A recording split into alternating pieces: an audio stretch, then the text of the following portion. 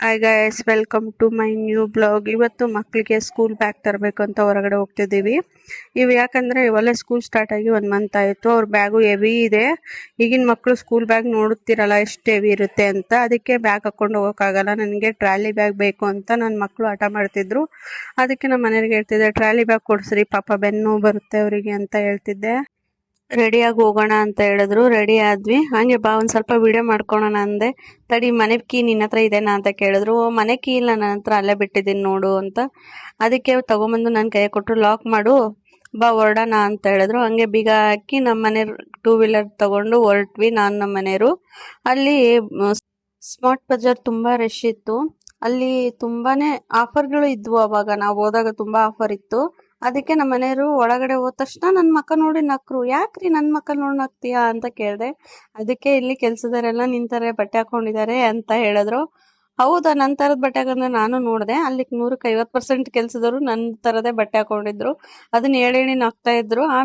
ಆಮೇಲೆ ಲಿಫ್ಟಲ್ಲಿ ಹೋಗಿ ವಿಡಿಯೋ ಮಾಡ್ಕೊಂಡೆ. ನಾನು ಆ ಥರ ಬಟ್ಟೆ ಹಾಕೊಂಡ್ ಬಂದಿದ್ದೀನಲ್ಲ ಅನಿಸ್ತು.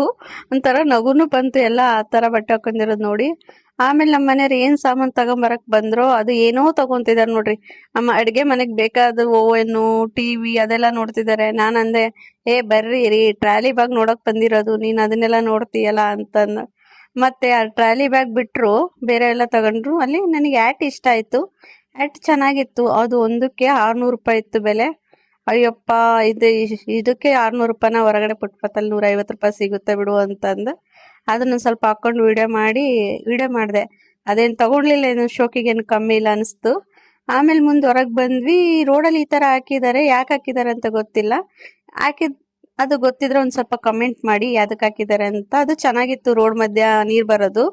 ಹಂಗೆ ನಮ್ಮ ಮನೆಯವರು, ಅಯ್ಯೋ ಬ್ಯಾಗ್ ಸಿಗ್ಲಿಲ್ಲ. ನಾನು ಅಂದೆ ನಮ್ಮ ಮನೆಯವ್ರಿಗೆ, ಅಯ್ಯೋ ಬ್ಯಾಗ್ ಸಿಗ್ಲಿಲ್ಲ ಅಲ್ರಿ ಅಂತಂದೆ. ಬ್ಯಾಗ್ ಎಲ್ಲ ಮನೆಗೆ ಇಟ್ಟು ಬಾ, ನೋಡೋಣ, ಮತ್ತೆ ಬೆಂಗಳೂರಿಗೆ ಹೋಗ್ತೀನಲ್ಲ ಅವಾಗ ತಗೊಂಬರ್ತೀನಿ ಅಂತ ಅಂದ್ರು.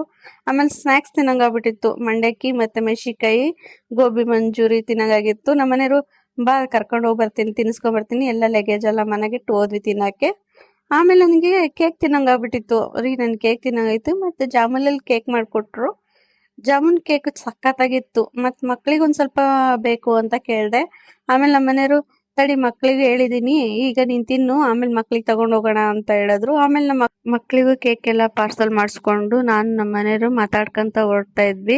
ಅಯ್ಯೋ, ಮಕ್ಳನ್ನ ಟ್ಯೂಷನ್ ಇಂದ ಕರ್ಕೊಂಡ್ ಬರ್ಬೇಕು, ಅಲ್ಲ ಟೈಮ್ ಆಗಿದೆ ಅಂತ ಹೇಳ್ದೆ. ನಮ್ಮ ಮನೆಯವರು, ಬಾ ಇನ್ನೊಂದ್ 5 ನಿಮಿಷ ಇರ್ತಾರೆ ಟ್ಯೂಷನ್ ಅಲ್ಲಿ, ಹೋಗಿ ಕರ್ಕೊಂಬಂದ್ರೆ ಆಗುತ್ತೆ ಅಂತ ಹೇಳ್ತಿದ್ರು. ಅಲ್ಲ ಟೈಮ್ ಆಗಿದೆ ರೀ ಅಂತ ಹೇಳ್ದೆ. ಇಲ್ಲ, ಟ್ಯೂಷನ್ ಆಗಿರ್ಲಿ ಒಂದ್ ಸ್ವಲ್ಪ ಹೊತ್ತು, ಈಗ ಮನೆಗೆ ಹೋಗ್ತೀನಿ, ನಿನ್ ಮನೆಯಲ್ಲಿ ಡ್ರಾಪ್ ಮಾಡಿ ನಾನು ಅವ್ರನ್ನ ಕರ್ಕೊಬರ್ತೀನಿ ಅಂತ ಹೇಳಿದ್ರು. ಆಯ್ತು ರೀ ಅಂತ ಅಂದೆ.